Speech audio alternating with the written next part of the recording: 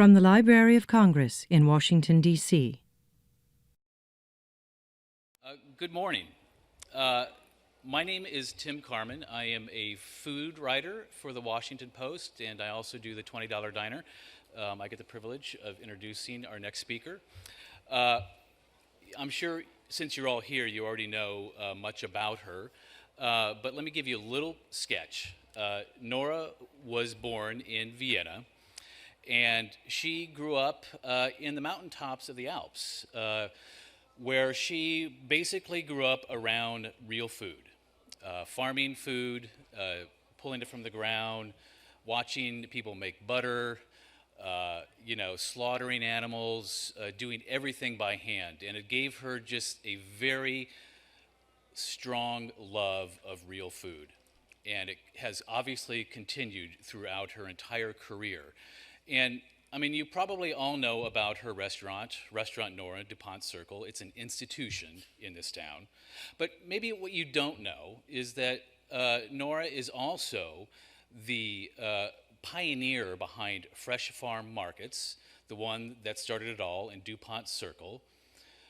She also was the founding chef of Tabard Inn. How many of you knew that? This was quite an amazing accomplishment on her part, in the fact that she had never run a restaurant before, and the owner, Fritzie Cohn, asked her to come run a restaurant, and she took the challenge up and obviously succeeded. She's also one of the pioneering chefs behind what you would call sort of like prepared meals at your local grocery store. She was asked by Fresh Fields way back in the day before it was bought by Whole Foods to prepare meals. And she, of course, prepared healthy organic meals back then. And then what she's probably most famous for... Not too successful then. Too early, always too early. And what she's probably most famous for is being the first certified organic restaurant in the entire United States.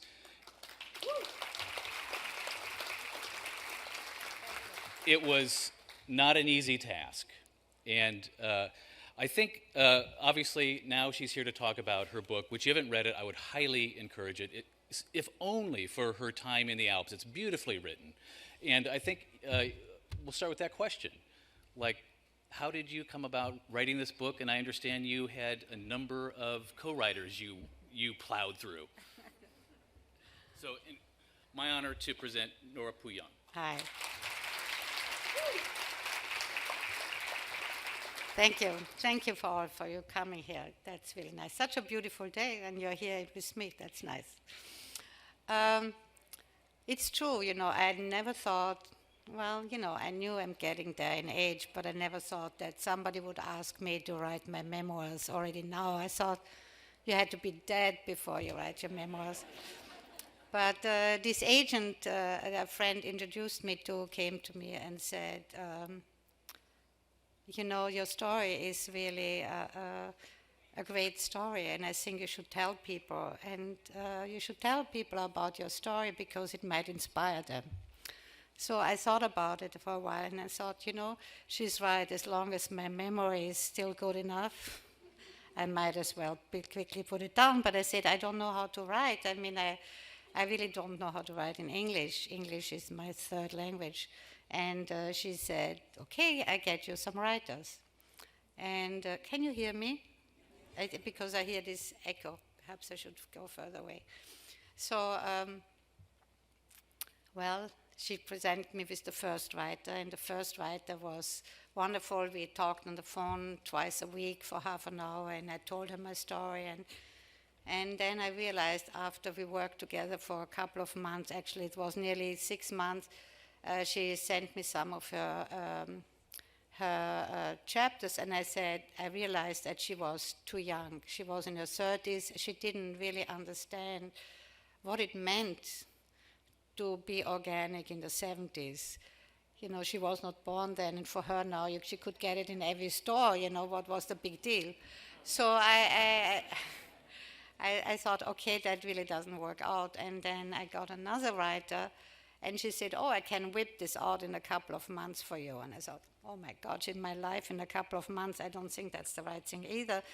And then I got another writer, and she really wrote beautifully, but it sounded like a school report, you know. It was like no humor, no, it was just facts. And I said, well, this doesn't work out either.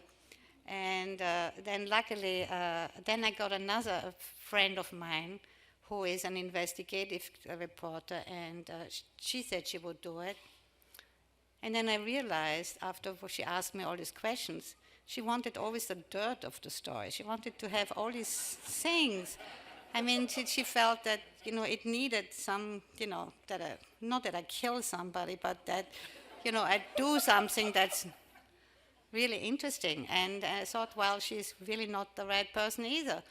And then luckily another friend suggested somebody else, actually whom I had met before, Laura Fraser. She lived in California, and it turned out she was perfect because she had lived in Europe a long time, in Italy, and so she understood my mentality, and she understood also my love for Mediterranean food.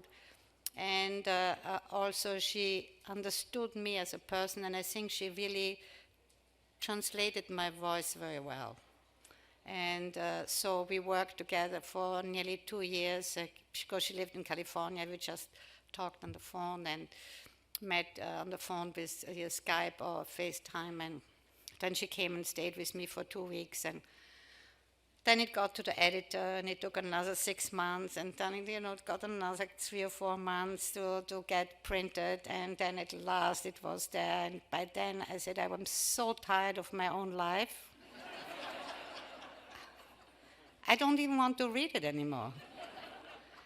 But it came about. I mean, the whole process took 3 years. I just could not believe it, but just to tell you, in case you want to write your own story, it's a long time.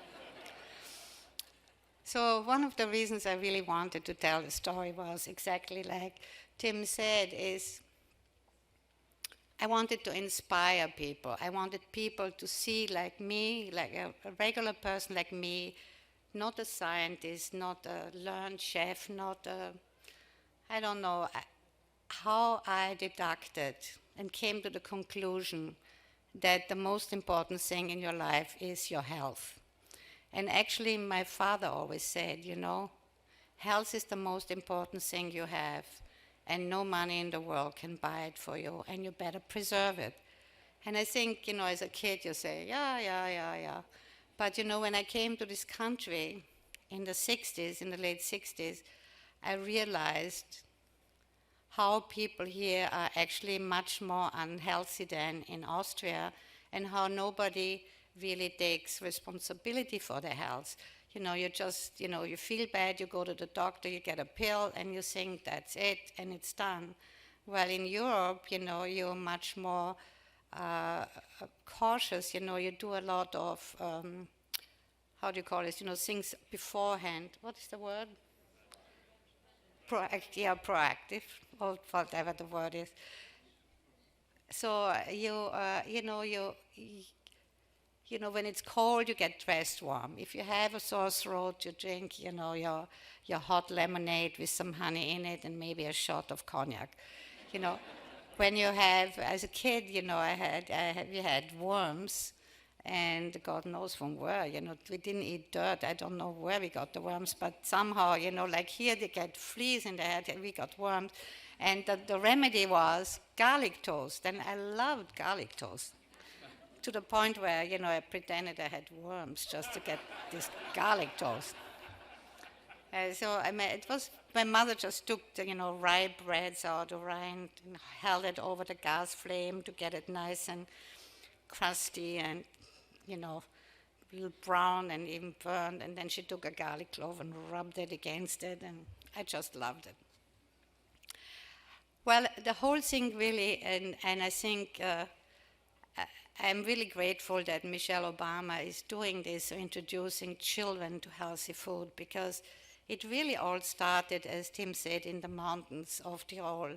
I was born during the war in 1943, and it was a bad time in Vienna. It was bombed a lot and no food. And so my dad, luckily, my father had the means to lease a working farm way up in the mountains of Tyrol. And not only was it safe for us there, and also we had some food there, but also his best friend, wife, was Jewish, and so we could take her along and hide her up there.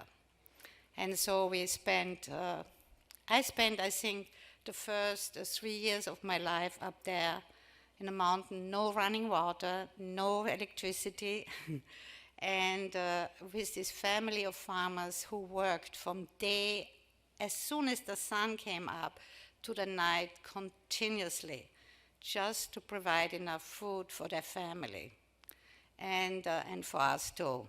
And for all year round, and because it was Tyrol, very harsh in the winter. And that gave me such a respect for these farmers and how difficult it is to grow enough food to feed yourself. And I think that stayed with me forever. So now when I'm in the restaurant, I'm getting like completely crazy when I see that food is wasted. That the first thing I do when I go in the kitchen, I look in our compost heap and I say, what did you throw in there? You can make soup out of there. What did you do that for? I just realized that you really have to be very careful with your food and not be wasteful, because it takes so long to grow.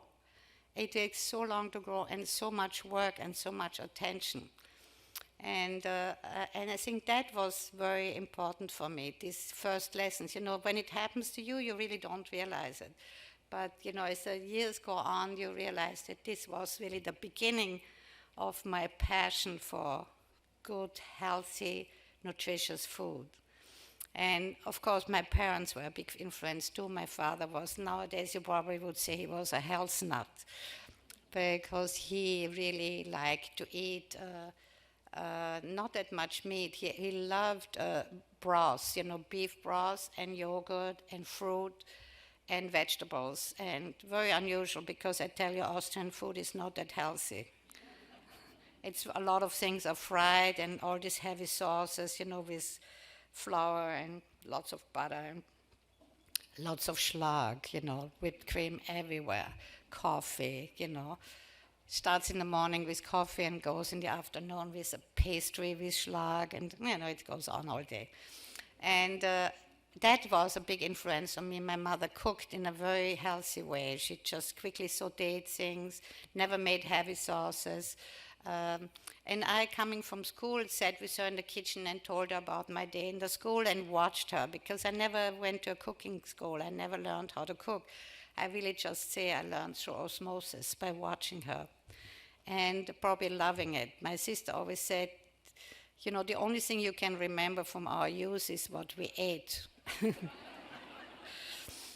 So the second influence was the French school. My mother felt that we should go and be educated. My father was into health and exercise and outdoor activity, always going skiing and tennis and hiking and mushroom hunting and berry picking in the woods. And my mother was into traveling and exposing us to different cultures. So we always traveled to Italy, and we traveled to then Yugoslavia and to France.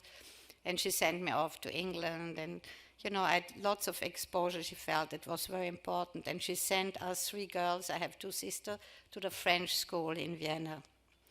And you would not believe when I tell you the lunch we had there. We went to school from 8:30 to 12:30. At 12:30 the bell rang, and we went to an enormous dining room that was set with tables of 8, and we sat down and were served a 3-course meal every day. And this was for half an hour. We had half an hour to eat from 12:30 to 1 o'clock, where we had to sit and talk and learn how to hold a knife and a fork and how to have a conversation and how to, even with people we didn't like that much, who were on the table, we had to learn how to, you could not just sit there, you had to, talk. And then and then afterwards, from 1 to 2, we had free time, and we had a big park next to the school and a club room where we could play ping pong, or we could play music, or we could play cards, or there was a library. I mean, think about it. That's how I grew up, and I went to this school for a long time, and so I realized how important it was to share a meal, to share a good meal, and then to have time to digest it and to have fun with your friends, so that again, from 2 to 4, we had school again. You could say, okay, enough play, enough time, digested my food, now it's time again to learn.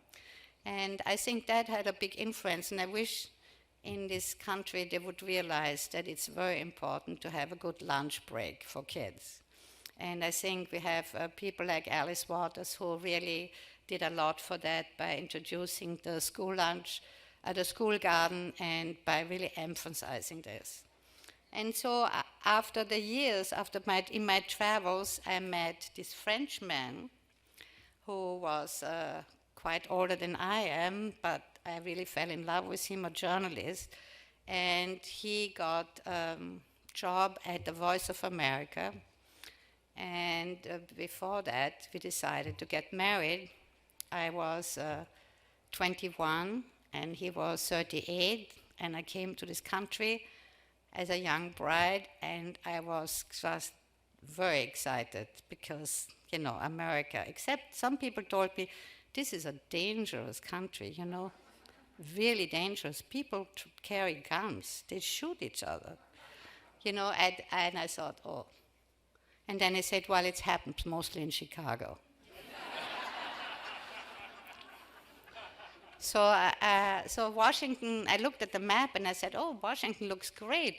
It looks like Vienna, you know. Vienna has the Danube going through it, and Washington has the Potomac. So I came here, and of course, you know, in Vienna you swim in the Danube. So I came to the Potomac, and the first thing I saw was the sign, don't even touch the water. It's so polluted. So anyway, my experiences in America were eye-openers because I came to the grocery store.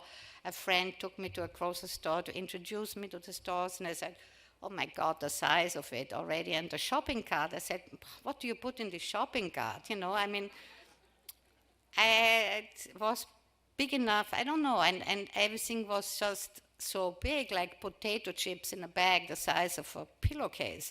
I mean, really. And you know, aisles and aisles of food behind doors and frozen and prepared, and the produce market was very small, and the bread, oh my God, the bread. It was rows and rows of Wonder Bread. Wonder Bread. And I remember when Roman meal came about, oh my God, it was the gourmet revolution. You know, and Pepperidge Farm, oh. And so I just, you know, being married to a Frenchman, I knew that I couldn't give him food like this. So I had to learn. And so through a friend, I went through her cookbooks. She really took care of me. Her name was Shelley Getchell, and she took care of me. My husband had met her at the Foreign Service in Africa, where he had lived for 10 years. And I discovered Elizabeth David and James Beard, and I just read it and said, that's how I want to cook. That's how I like to cook. I like to cook that way. People that really didn't tell you like 2 cups and 2 teaspoons and a quarter teaspoons. No, they gave you the story behind the food. And that's how I felt. It was a story. And so I started to discover all these ethnic little markets, you know, the Italian market and the French market and the Middle Eastern market and the Spanish market, Mexican market. And so I just got really involved in finding different ingredients that seemed to me like really appropriate. And with time, my husband said, you know, other people in my office, the wives really work. You don't work, you better work too. So I thought, he has a point, maybe I should. And because he didn't make very much money. I can't even believe how little money we had. But it all had its advantage, because what I did, I opened a cooking class in my house. Luckily, we had a big enough kitchen, and I called it the Low Budget Gourmet. And I taught people how to do with $50. I mean, this was the 70s, the early 70s. With $50, how they could make 5 meals for 4 people. And so they came to me once a week or twice a week. I can't even remember if it was different groups. And I showed them how they could prepare food for a family for a whole week with $50. And so it was good thing that we were so poor, because I had to learn it myself how to do it. And so I just taught all these other women. I mean, it was a hands-on cooking class. I showed them, if something is on sale, you should buy, like 3 chickens, and you should cut up the chicken, and then you should use 2 breasts to stir fry with lots of vegetables, and the other 2 breasts you cut in scallopini, really thin and pounded thin, so that you have enough for 4 people, and you serve it with polenta or with pasta, and with the bones you make a delicious chicken soup with noodles or dumplings, and with the livers you make a pâté, and I just went with the gizzard you made a goulash, everything was used, and people loved it. These people are still my friends, luckily. But it really helped me to be more assured for myself, because I had never gone to a cooking school, so I just went and did it. And then one of my students, as Tim said, asked me if I would like to open a restaurant in a hotel she had just bought with her husband, and that was the Tabard Inn. And in 1976, I opened the Tabard Inn, and it was difficult. I didn't want to do it immediately, but then my kids were 6 and 8, and I thought, can I really do that? I have no idea. I had no idea how to order food, where to order food, how much I should order. So I was sitting there and thinking, okay, the hotel has 20 guests. If they have each 2 cups of coffee and they use, 2 tablespoons of milk in their coffee, how much milk will I have to buy for a week? I mean, that's how I had to do it. I was just going like this from thinking about how much should I buy. I had no idea, but luckily it all worked out.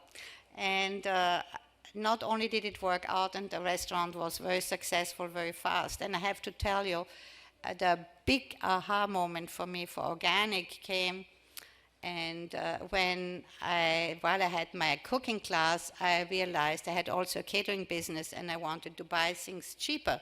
And so I called up, then there was no Google. So I had to look at the yellow pages. And I looked at the yellow pages for a farm, and I thought I should really buy wholesale. And so I found this ad, on the Western Shore, where she said, prime Angus beef, you can keep it in a locker a quarter and a half or whatever. I didn't understand the word she meant, and so I called up and said, I'm interested in buying meat. Can you tell me a little bit about your meat? And she said, sure. And she said, well, my meat is wonderful. It's marbled. It's fat throughout the beef, because I give them lots of corn. And I said, corn? I said, corn? I mean, cows, corn? In my country, they only eat grass. I never have seen a cow eat corn. And she said, well, they really shouldn't, but, you give them so that they get really very marbled and fat very fast before they're slaughtered. But because they can't digest that, I give them antibiotics. And I thought, oh my God, she gives them corn and then antibiotics. And then, I said, I just couldn't believe it. So I hung up and I looked at the yellow pages again, and I saw a sign for natural beef, and I called up that person, it was Mr. Koenig, and I said, what do you mean by natural beef? And he gave me a whole list. He said, I don't give them corn, I don't give them antibiotics, I don't give them growth-promoting hormones. Oh my God, I didn't even know they did that. And I don't fumigate the carcasses. And I said, fumigate the carcasses. And he went on with his list. And so I said, oh, that's why in this country so many people are sick. They're eating all this food that has all these additives in it. And so when they're sick and take the antibiotics, it really doesn't work anymore. And then they take these growth-promoting hormones that make them just fat. So I said, I don't want to be part of it. And that really was my aha moment when I decided I have to find better sources of food.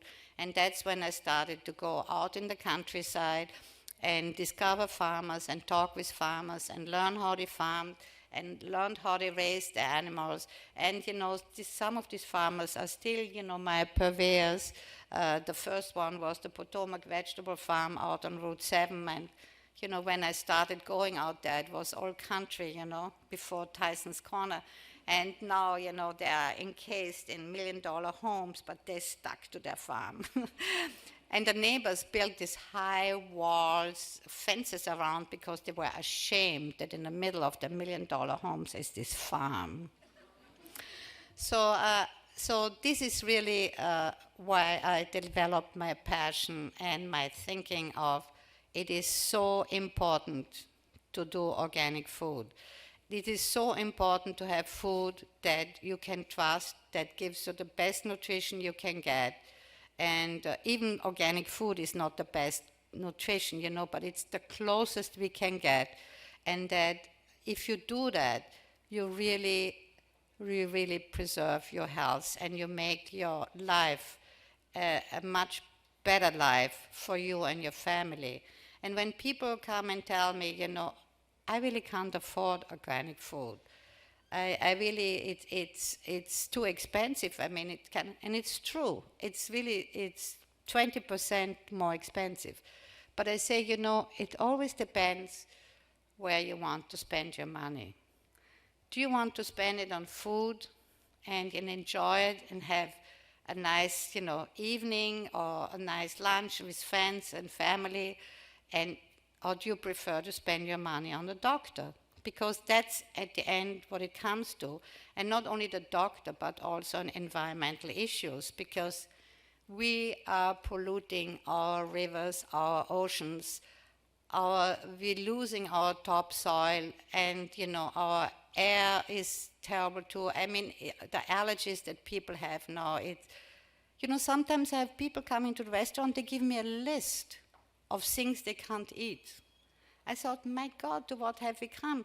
We have come to a point where we can't eat food anymore, because there's on it, not only the grains that they can't eat, but there's garlic and there's onions and there's peppers, and it's like a whole list of food that they cannot eat. And I thought, it's really, we should stand back and think about where we have come. And, I think it's like it creeps up on us slowly, like when we look every day in the mirror, we don't see that wrinkle and that wrinkle and that wrinkle, because we see it every day.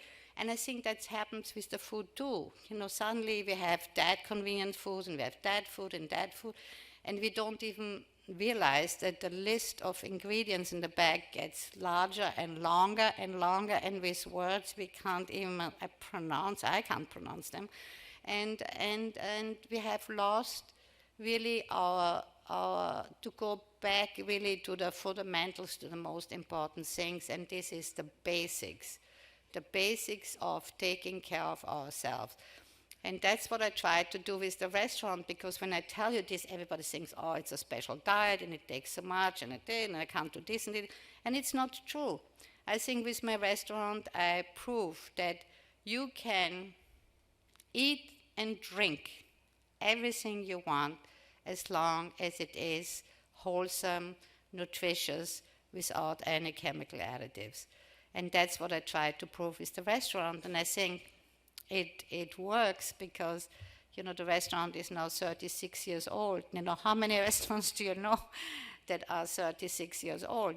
And I think it proves that people see the advantage of eating and living in that way. And that it's better for them, it's better for the family, and it's better for the environment. And I think you have to buy my book and read it, and then you get some dirt stories in there too. It's not 50 Shades of Grey, I tell you that. But it has a little personal, European stuff in it. So I don't know how much time I have, but I thought I'd leave time for questions. I'm good? Thank you.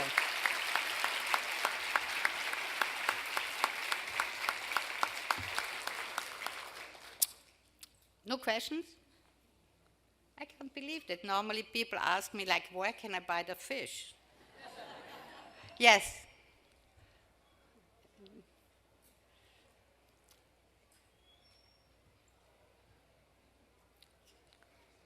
Hi. I'm a mother of 3 in elementary school, and I need ideas for healthy school lunches. Can you talk in the mic? Yeah. Oh, I would like some suggestions for healthy school lunches Yes. to take My to suggestion? school. Yeah. Well, I think Alice did it absolutely right. Kids, unfortunately, if you give them, what I consider healthy food, if you give them just vegetables, most of them probably won't eat it. So what you have to do is exactly what she does. You have to introduce them into the growing of these vegetables, in the growing of, if they see a chicken being born from an egg, or if they see how the broccoli comes up, or how the tomatoes are grown, or how the radishes are pulled out of the dirt in the carrot. And I think, then they will really eat it. I think then they will eat it. So for me, a healthy school lunch would be mostly grain and pulses, legumes like lentils or beans based, and with just lots of seasonal vegetables. And they can be roasted, and they can be just steamed or stir-fried. I mean, do like the Chinese do, use the proteins only as flavoring, and don't use so much sugar and salt in the preparation, and definitely not so much fat. Good fats. Yes? Yes. Hi. I came in a little bit late, so you may have answered this question, but I'm interested in your views on fish and the farming of fish, and I find it a little bit confusing. I'm aware at home, I'm from Australia, it's probably obvious, and I know which things that I want to buy, but here it's quite difficult, and just, I look at the sockeye and the catfish that's from Maryland and is farmed or not farmed, and so I just wondered about your views on fish farms, and whether, there's a lot of controversy about whether, again, they're sort of recycling their waste, and so it's not good to eat farmed fish. Okay, it's a good question. It's such a good question that I have to tell you that my partners and I, we started a sustainable fish business. Because what it has come up to now is that I think over 60% or even more of all the fish that's sold is farmed. And it's exactly like conventional beef fish. The farms are bad. They give them food out of the ocean. They catch all the krill out of the ocean, which are the tiny little fish that the fish live off. Basically, then they don't have enough food for themselves, and they get diseases because all the krill is fished for to feed these farms. They're in pens that are crowded in pens, so they need antibiotics, and they get growth-promoting hormones too. And they are fed these pellets, like thrown into these pens to a machine. Much of it falls to the ground and destroys all the algae, or creates algae and destroys all the ground cover. So these farms, after you see them, maybe I've been there for 3 years, this whole bay where they are has become a dead zone. So what you have to do is, wild fish is, from Alaska, is really the best. You can, from Alaska, they have a very good fish program. They have seasons for their fish. And so that's why you see sometimes the salmon, you see the sockeye, and then you see the kingfish, and then you see, all the different types of fish, because it grows from river to river where they are allowed, they're opening the seasons. And if you buy farmed fish, you can see on the fish on the packages. Unfortunately, the American government, like with the organic standards, they took 10 years to approve the organic standards.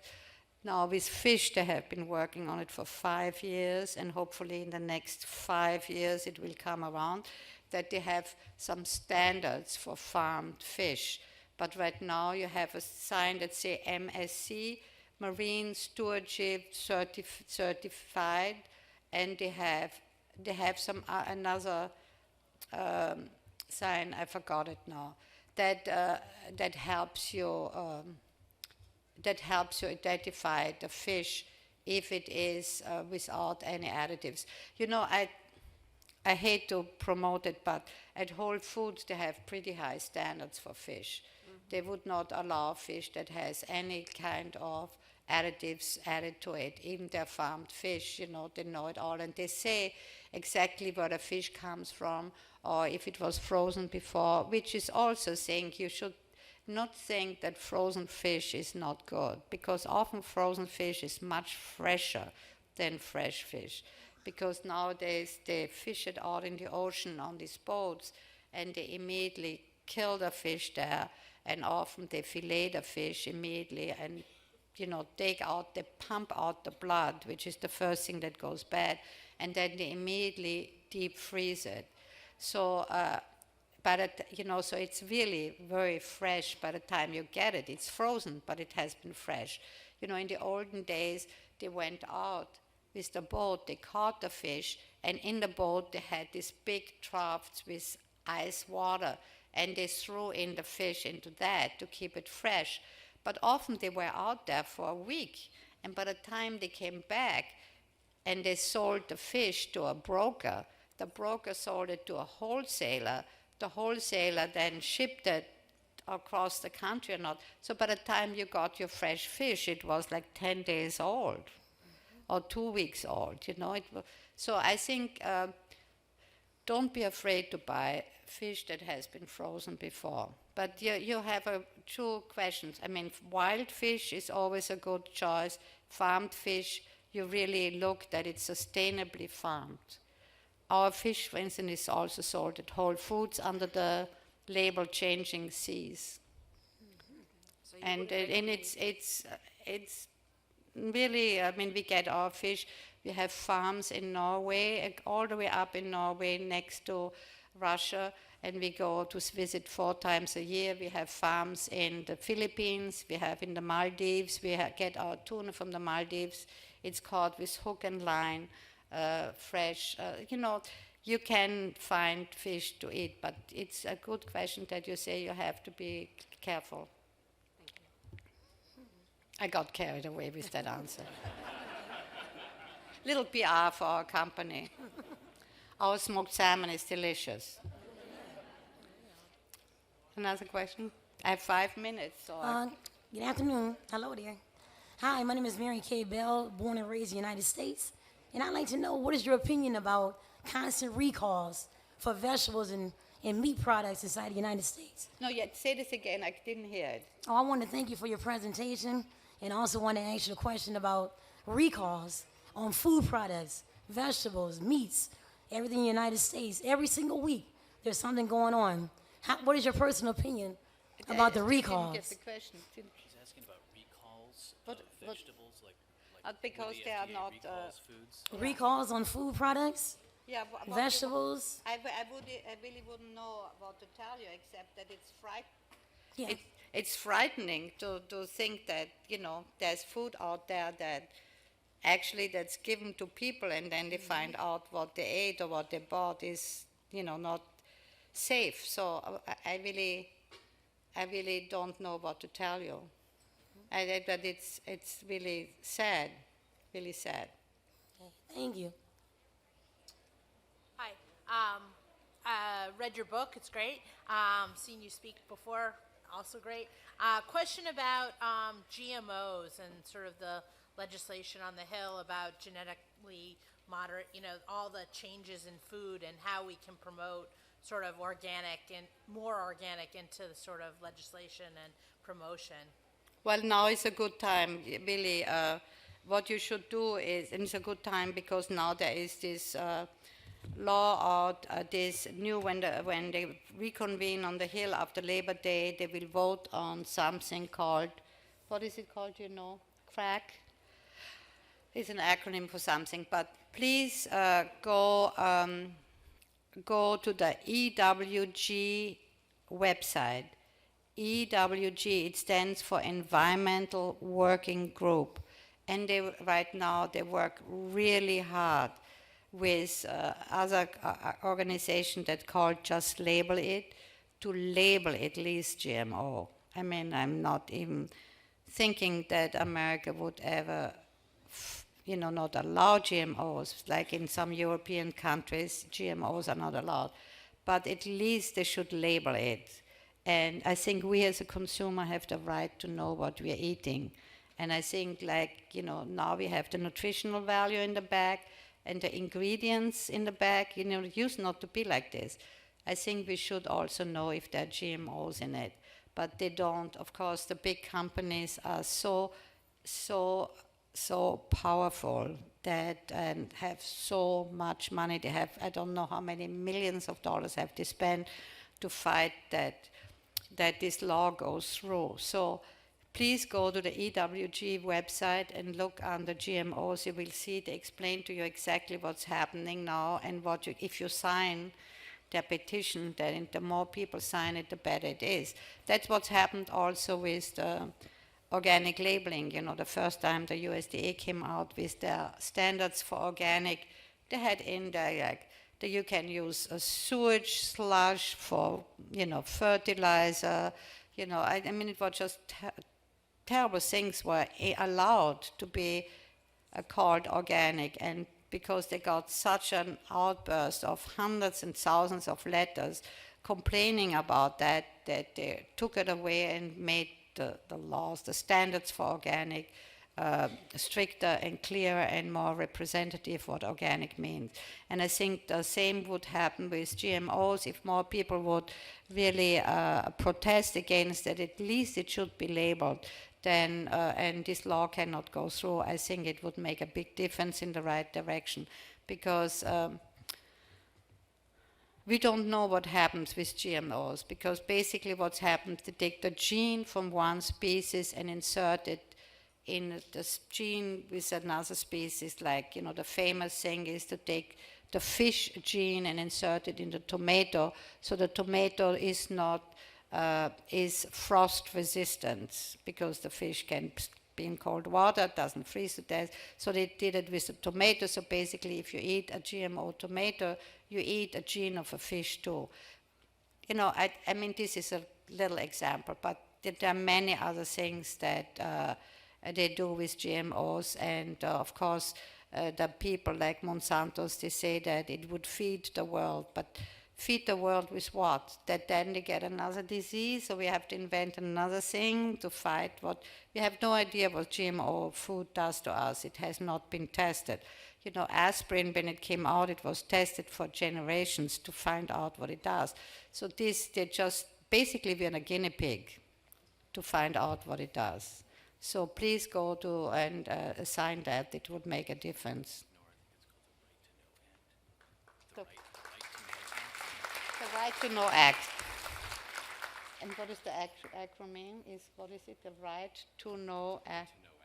The Right to Know Act. That's what they are voting on, like next week. So make it your Sunday project. Can you tell us your recommendations on water? Water? Yeah. Filter it. Excuse me? Filter it. I have a very sophisticated filtration system in the restaurant and at my home. where the water goes to charcoal and with salt and even so waste, because water is so essential. We are 80% or more of water. I mean, we need to drink clean water. And unfortunately, having it in plastic bottles doesn't help.